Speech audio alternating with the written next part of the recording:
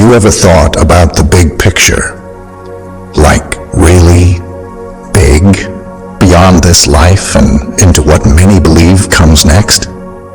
There's this idea that floats around in religious and philosophical circles that we're all heading towards a moment of reckoning, a time when our lives are put under the microscope by none other than God Himself. Now, whether you're deeply spiritual or just spiritually curious, there's something quite intriguing about this concept. It's not just about being good or bad. It's about the choices we make every day and how they add up in the grand ledger of life. Consider, for a moment, the notion that if divine justice is meted out even to celestial beings, like angels, then it stands to reason that we, too, will face our day in court, so to speak. It's a humbling thought, isn't it?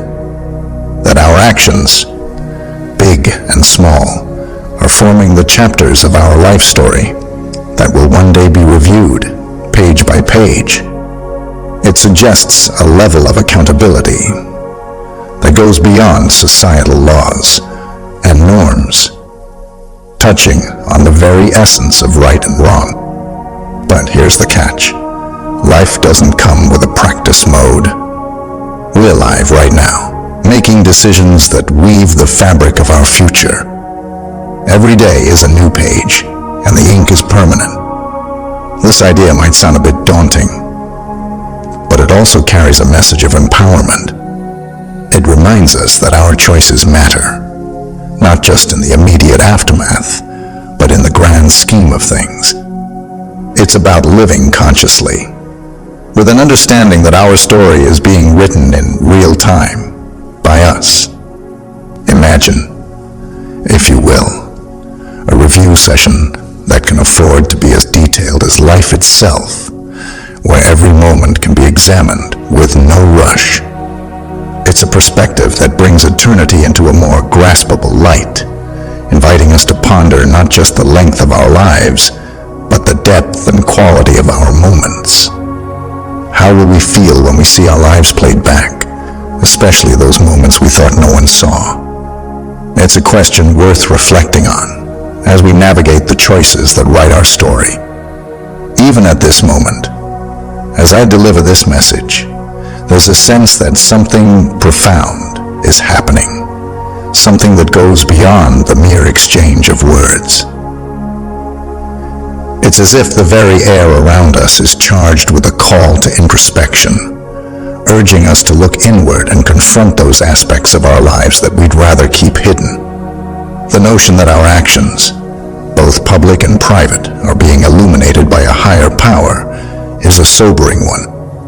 It prompts a reflection on how we're living and whether we're truly at peace with the paths we've chosen. The message is clear.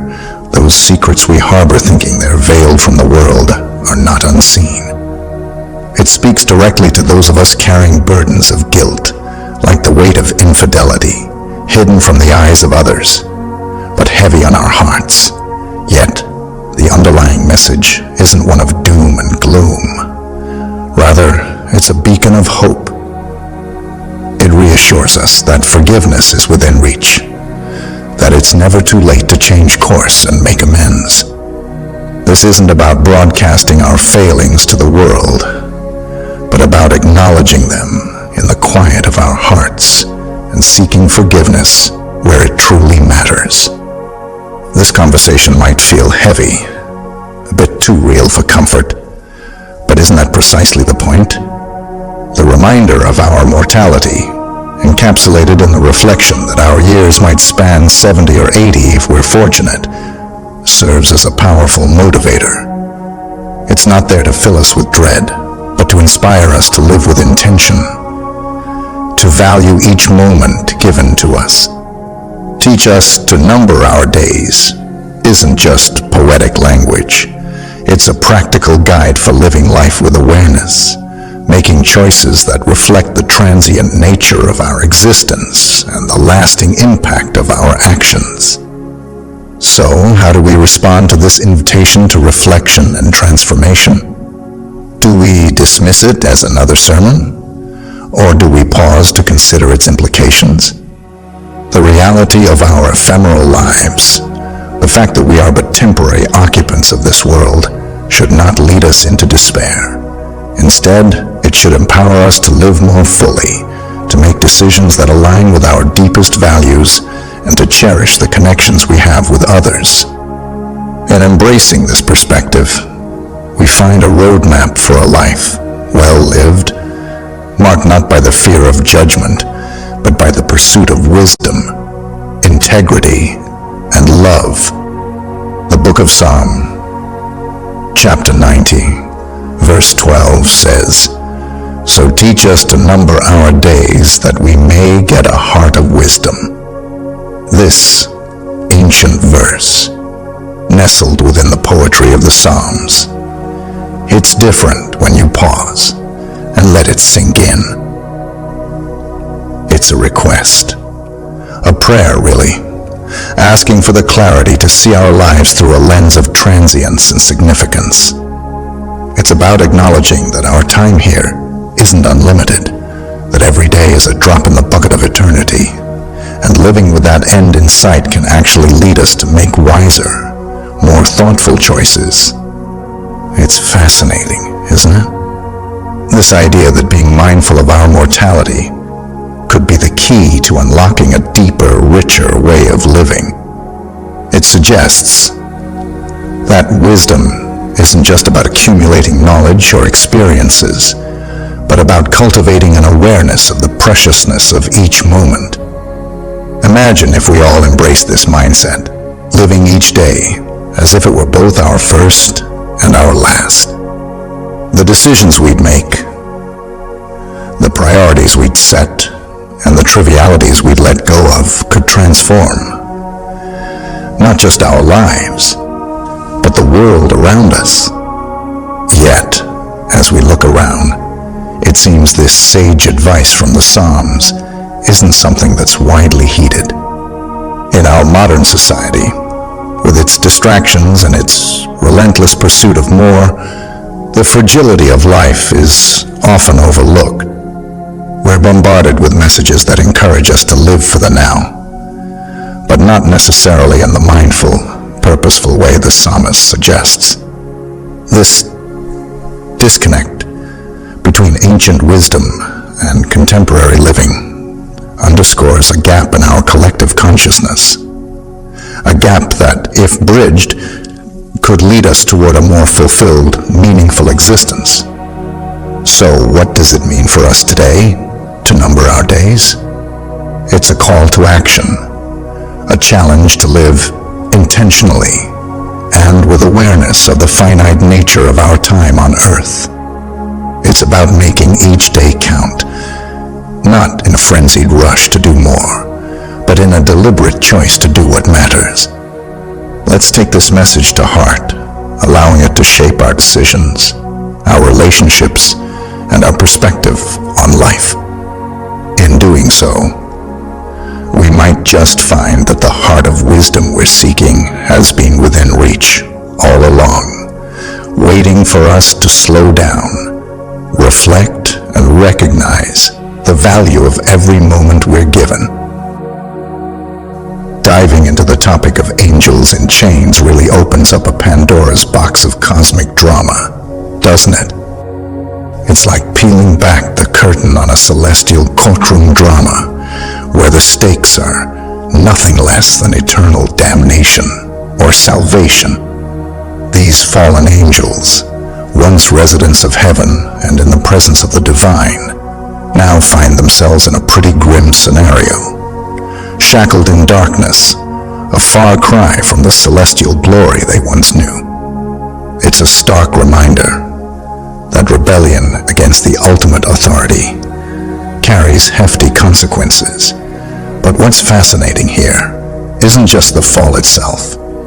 It's the mystery that shrouds the whole affair. The Bible teases us with glimpses into this cosmic fall from grace, but keeps the details just out of reach, leaving us to wonder about the specifics of their transgressions.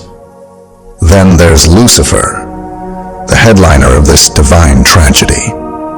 The story of his fall from being one of the most exalted angels to the embodiment of rebellion and evil is stuff of legend. Yet, for all the attention it gets, the tale remains veiled in shadows.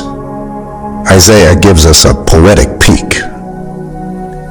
Sure, but it's like trying to understand the plot of a complex movie by watching only a few scenes. This ambiguity around Lucifer's rebellion adds layers of intrigue to the narrative, compelling us to ponder the nature of pride and ambition, and the fine line between seeking greatness and overstepping divine boundaries. Bringing Greek mythology into the mix with Tartarus throws an interesting twist into our understanding of the afterlife's architecture. It's not just hell, it's a special kind of hellish jail, specifically for these celestial rebels. This distinction between Tartarus and the traditional concept of hell, where humans are judged, adds a whole new dimension to the idea of divine justice. It's as if there are different levels of punishment tailored to the severity and nature of the sin, emphasizing that not all transgressions are equal in the cosmic scale of things, reflecting on the broader role of angels. Throughout the biblical narrative, really highlights the depth of their involvement in the human story. From heralding significant events to engaging in heavenly warfare, these beings are woven into the fabric of spiritual and earthly history. Their presence underscores the ongoing interaction between the divine and the mundane, reminding us of the unseen forces at play in our lives and the world at large. Against this backdrop, the saga of the fallen angels serves as a sobering cautionary tale about the consequences of turning away from God, while also enriching our understanding of the complex, multifaceted nature of divine judgment and mercy. When we dive into the cryptic waters of the Book of Revelation, we're not just flipping through a collection of bizarre prophecies. We're stepping into a gallery of vivid, apocalyptic art. Among the most compelling pieces in this collection is the prophecy about the 4 angels bound at the Euphrates River. It's a scene that could easily fit into a blockbuster movie, yet its implications stretch far beyond cinematic spectacle. These angels, bound and then released, are like divine time bombs set to mark a pivotal moment in the cosmic showdown. It's as if the entire universe is holding its breath, waiting for this exact tick of the clock when God decides it's time. Then there's the tale of the angels cast into Tartarus, which sounds like something straight out of a mythological epic. Yet, in the Christian scriptural context, it serves as a chilling reminder of the consequences that follow rebellion against the divine order. It's intriguing, isn't it? That angels, beings of such power and proximity to the divine, could make choices leading to their downfall. Their story isn't just a celestial cautionary tale. It's a mirror, reflecting the gravity of our actions and choices, whether we dwell on earth or soar through the heavens. What's particularly fascinating is the ambiguity surrounding these angels' transgressions. The scripture gives us just enough to whet our appetite for speculation, but stop short of a full exposition. This lack of detail isn't an oversight. It's a narrative technique that invites us to ponder deeper truths about sin, freedom, and divine justice. Whether these angels mingled unnaturally with humans or led a rebellion of cosmic proportions, the emphasis is on their choice to deviate from their original purpose and position. The severity of their punishment. It eternal chains in utter darkness, highlights a stark contrast. While we often think of sin in relation to human frailty and repentance, here we see its impact on beings we might assume are beyond such failings. It's a somber reflection on the reach of God's judgment, not limited by status or nature. The chains that bind these angels aren't just physical constraints. They're emblematic of the profound isolation that comes from severing oneself from the source of all light and life. These stories, while otherworldly, resonate with a deeply human theme: the significance of our choices and the inescapable reality of consequences. It's a reminder that spans across the divide between the human and the divine, suggesting that our actions echo far beyond our immediate understanding, potentially shaping the very fabric of the cosmos.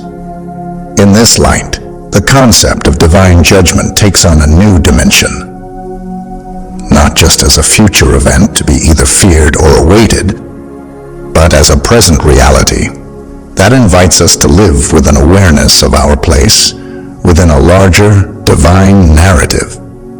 As we reflect on these narratives of bound angels awaiting judgment, we're reminded of the broader spiritual battle at play, underscoring the importance of aligning ourselves with the forces of good. It's a call to vigilance and faithfulness, urging us to consider the weight of our decisions in the grand scheme of things. For believers, it's not just a matter of historical or theological curiosity. It's a daily, living reality that shapes how we understand our world, our lives, and our ultimate destiny. The message is clear: choose wisely, for the echoes of our choices reach farther than we can see, touching on realms beyond our sight and time beyond our measure. St. Peter, in his epistle, lays down some pretty heavy truths that resonate across the heavens and earth alike. He talks about how even angels, those majestic beings we often picture as untouchable and forever in God's favor, weren't spared when they stepped out of line. They sinned, and just like that, they were cast into gloomy dungeons awaiting judgment. It's a stark reminder that actions have consequences no matter who you are. This isn't just about angels. It's a message about the universal principles of justice and accountability. Now, think about it. These angels were initially on the A-team, serving in heaven, basking in the glory of God's presence. Yet, they made a choice to rebel, to follow their desires over God's directives. Their fall from grace is a dramatic tale of lost privilege and ensuing punishment, a narrative that underscores the gravity of rebelling against divine authority. It's like a cosmic drama unfolding, showing us that the divine courtroom doesn't play favorites. Everyone is accountable. The story doesn't just stop with the fallen angels. It draws a parallel to us, to humanity, starting with the very first humans, Adam and Eve. They too were in a place of favor, living in Eden until they decided to defy the one rule they were given. The outcome? Expulsion from paradise and a life of toil and hardship. Whether celestial or terrestrial, the message is clear. Disobeying God's law has dire consequences. This brings us to a rather uncomfortable realization. If angels, who stand in God's very presence, can face such severe judgment, where does that leave us? It's a thought that might keep you up at night. But here's the twist in the tale. It's not all fire and brimstone. Amidst the talk of judgment and punishment, there's a beacon of hope, a lifeline thrown to humanity, redemption through Jesus Christ. St. Peter's message, while sobering, isn't meant to send us into despair. It's there to remind us of the gravity of our choices, but also to point us towards the path of salvation. The narrative of the fallen angels serves as a backdrop against which the story of redemption shines all the brighter. It's a stark contrast. The angels had no savior to turn to, but we do. That's the heart of the gospel. The good news amidst the warnings of judgment. In discussing these themes, St. Peter isn't just doling out theological concepts. He's urging us to reflect on our own lives, our own choices. Are we living in a way that acknowledges the gravity of God's justice, while also embracing the mercy offered through Christ? It's a call to examine our actions, to ensure we're not casually wandering down a path of rebellion, but rather walking deliberately towards redemption. What's particularly comforting, amidst all this talk of judgment, is the assurance of God's justice. It's a reminder that in a world where wrongs often seem to go unchecked, there is a final court of appeal, one where ultimate justice will be served. Every act of kindness, every wrongdoing, nothing escapes the divine ledger. It's a sobering, yet reassuring thought that adds a layer of meaning to our everyday actions. So, as we navigate the complexities of life, the message from St. Peter serves as both a caution and a guide. It's a call to live with awareness and humility, recognizing our need for grace, while striving to align our lives with the divine will. The story of the fallen angels isn't just a tale from the past. It's a living narrative, urging us toward a future where we choose wisdom over folly, redemption over ruin. Diving into the realm of fallen angels and their fates, we find ourselves wrapped in a narrative that feels more like a cosmic thriller than a simple cautionary tale. It's intriguing, isn't it? The idea that there were angels, beings of light and purity, who took a path so dark that it led them straight into the depths of the bottomless pit, a punishment that seems to overshadow even Lucifer's exile. This distinction in their fates sparks a curiosity that's hard to ignore. Why such a severe punishment? What exactly did they do to merit being chained in darkness, away from the slightest sliver of light? The story takes us back to a passage in Genesis, where the sons of God saw the daughters of men and decided to cross a line that was meant to be inviolable. This wasn't just a mere act of rebellion. It was a violation of the created order, an act so grave that it necessitated a unique form of divine retribution. The imagery of these angels abandoning their heavenly abode for earthly desires paints a vivid picture of the extent of their fall. From celestial guardians to prisoners of the abyss, their story is a stark reminder of the consequences of forsaking divine commandments for personal gain. Then there's the apocalyptic vision in the book of Revelation, adding another layer of complexity to their narrative.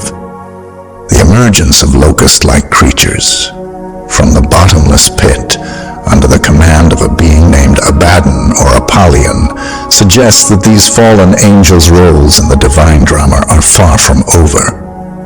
Their impending release to torment humanity is not just a plot twist.